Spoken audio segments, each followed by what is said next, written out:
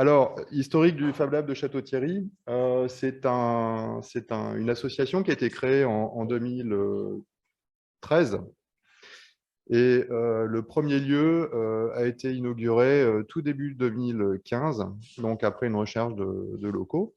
Ce n'est pas le local qu'on va vous présenter, hein. Le premier local était un placard à balai de 50 mètres carrés dans lequel il y avait tellement de machines qu'on ne pouvait pas circuler.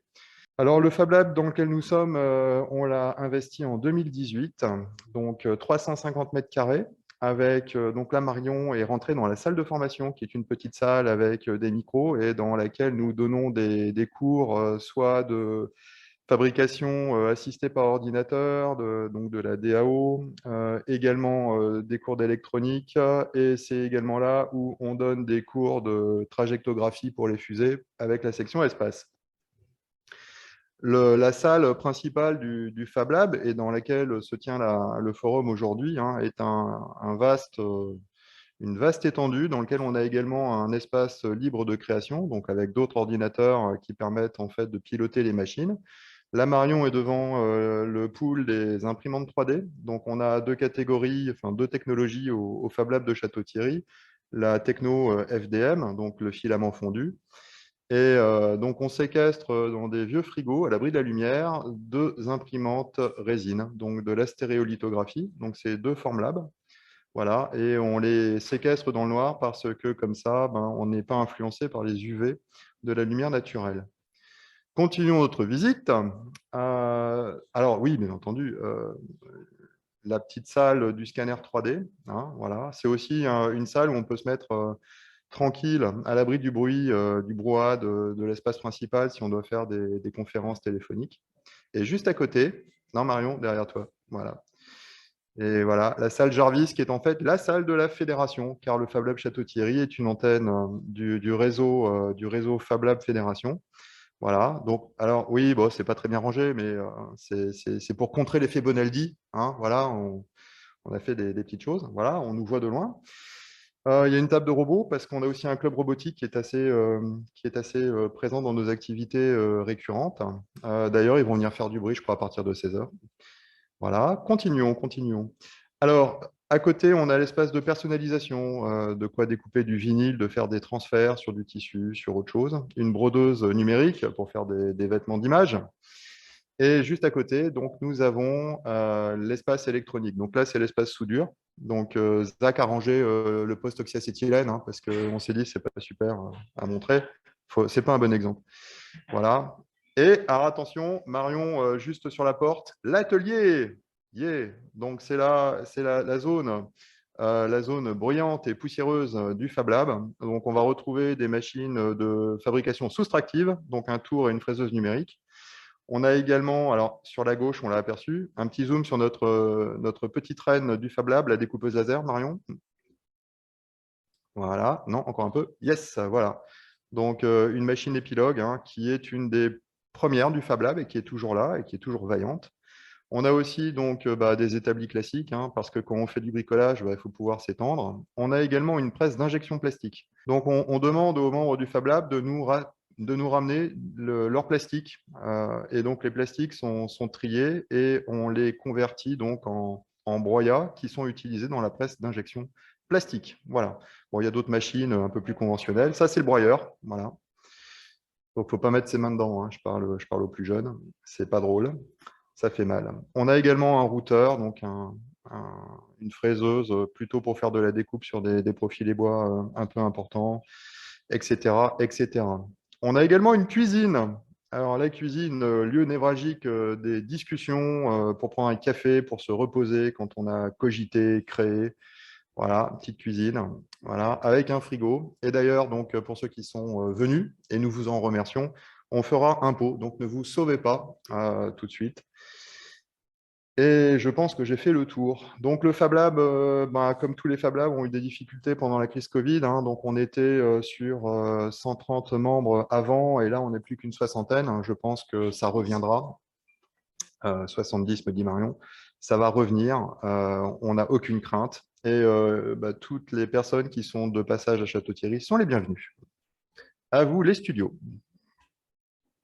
Voilà, et bien écoutez, bienvenue au TechnischTube à Mulhouse. Donc ici, on est dans la mezzanine.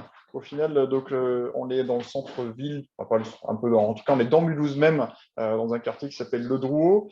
Donc là, ici, on est dans la globalement grosse salle projet, salle mezzanine, pour trouver tout ce dont on va avoir besoin dans un Fab Lab pour préparer ces projets, les PC sous Linux qui sont à disposition des membres, la grande salle où on va faire de l'assemblage et autres. On retrouve les espaces de stockage, quelques espaces de stockage de composants ici.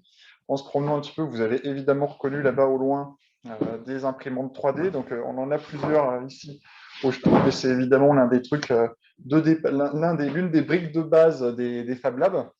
Donc, hop, on va arriver plus ici. Ici, il y a le bureau du Fab Manager et du bureau du Fab Manager et qui sert aussi d'un peu d'entrepôt pour certains composants. Hop, on continue ensuite ici, on arrive, vous le voyez, dans la partie local laser. Et donc là-dedans, il y a, comme son nom l'indique, une. Heureusement que Loïc est avec pour une découpeuse laser qui est ici. C'est le bon endroit. On a aussi, c'est l'endroit où on a toute notre armoire rack. On va retrouver aussi d'autres imprimantes 3D ici, avec tout le matériel qui va avec. Hop, ensuite, on va continuer à se promener. Donc là, ici, on arrive ensuite. Donc vous voyez, on était à l'étage. Je parlais de mezzanine, donc on était à l'étage. On a toute une partie stock. Je pense que ça, on va passer la partie stock. On va continuer à se promener. Je vais descendre en essayant de pas. Donc là, on arrive dans la partie où on va retrouver notamment les matériels un peu plus lourds et toute la partie mécanique notamment. Alors, avant de passer vous avez notamment ici l'un des derniers outils qui a été mis en œuvre, puisque ça a à peine quelques semaines que cette grosse fraiseuse a été mise en place. Et vous voyez que l'un des premiers projets, on voit encore les traces, on voit encore les traces dessus. L'un des premiers projets qui a été fait dessus, c'était une borne d'arcade. Et donc, on la voit en fait réalisée directement ici, la borne d'arcade. Et ça a été, vous imaginez la soirée de mise en œuvre qui a été un grand moment de défoulement général au sein du Fab Lab. Alors ensuite, on va retrouver des choses assez classiques, hein, et je pense que ce n'est pas la peine de répéter ce qu'est un tour, ce qu'est une fraiseuse ou une perceuse à colonne. On va retrouver toutes les parties établies et différents outils, avec pas mal d'électroportatifs aussi qu'on va retrouver dans les différentes armoires.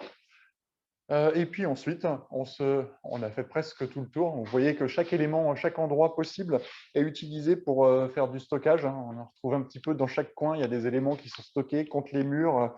Il y a évidemment des choses qui sont en attente de mise en place, puisque en fait, le TechnischTube, il a déménagé il y a maintenant 3 ans ici. Et en fait, on sait déjà que dans 2 ans, on va déménager à un autre endroit, donc dans un endroit plus grand, plus vaste encore. Mais voilà, on est dans une phase intermédiaire. Et puis enfin, l'espace convivialité qu'on retrouve dans tous les Fab Labs, et notamment l'un des éléments signature du TechnischTube, vous le voyez là, c'est le robot, le robot à cocktail qui est là. Donc bon, aujourd'hui, il n'est pas en fonction, mais effectivement, c'est bien Made in Mulhouse, Sud-Alsace, by TechnischTube.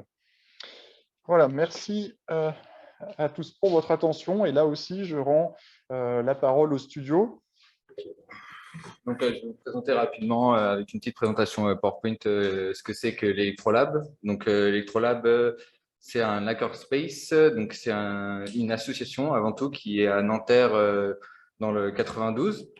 Donc, c'est une association en 1900, comme je disais. Elle a été fondée en 2010. Donc, elle a maintenant 11 ans.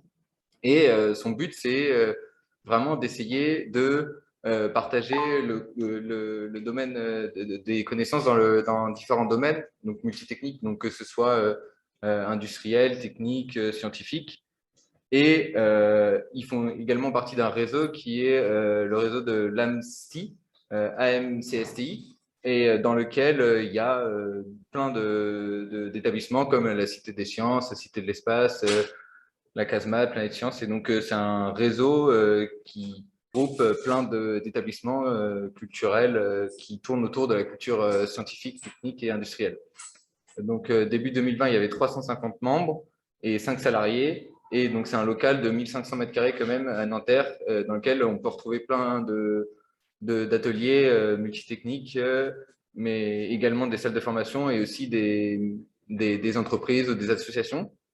Donc, tout de suite, l'hackerspace, ça peut faire peur, mais l'hackerspace n'a rien à voir avec le terme hacker, qui est là plus à des fins plutôt malveillantes, mais c'est bien un endroit où on cherche à bricoler, c'est-à-dire à comprendre en faisant. Donc vraiment, c'est plus le terme de faire IRE. Donc le but, c'est vraiment d'essayer d'apprendre et également de partager, donc d'enseigner à travers les différentes zones qu'il y a. Donc justement, je vais vous présenter les différentes zones.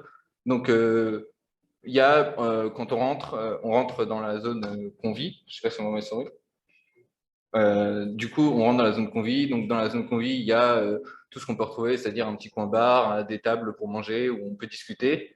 Et le local fédération se situe juste là. Et c'est le local dans lequel sont développés, entre autres, les projets d'Astra, mais aussi BGC et d'autres. Et après, il y a également deux autres entreprises. Donc une entreprise qui fait de la poterie et une autre qui est spécialisée dans plus de tout ce qui est électronique, radio. Après, comme dans les deux autres lieux qui ont été présentés, et il y a de la mécanique, il y a des ateliers mécaniques, donc des tours, des fraiseuses, voilà ce genre d'outils. Et il y a également l'électroportatif, donc dans la zone outillage. Il y a une zone fonderie avec de la découpe laser, mais aussi de la soudure. Après, il y a une zone couture et impression dans laquelle on peut faire de la couture, faire de la sérigraphie aussi. Il y a une zone projet dans laquelle il y a des tables avec des ordinateurs comme dans la plupart des Fab Labs, mais il y a aussi une zone électrotechnique et une zone électronique également. Et enfin, il y a une zone serveur et donc on peut y faire un peu tout et n'importe quoi, mais surtout tout. Donc voilà, ce qui se fait au lab, les différentes activités, c'est qu'il y a des modules de cours pour des grandes écoles d'ingénieurs autour du prototypage et l'innovation. Il y a différentes formations qui sont proposées gratuitement pour tous les publics à partir du moment euh, où vous venez sur le lieu. Et donc voilà, donc ça, je vous ai un peu présenté tous les ateliers électroniques, bidouille, proto, et également les ateliers mécaniques. Donc voilà, c'est un peu, enfin, tout ça est possible à Electrolab. Et donc voilà, je vous ai un peu présenté, même si ce n'était pas forcément en live, l'Electrolab, comme j'ai pu. Donc voilà, venez-y, vous y êtes les bienvenus.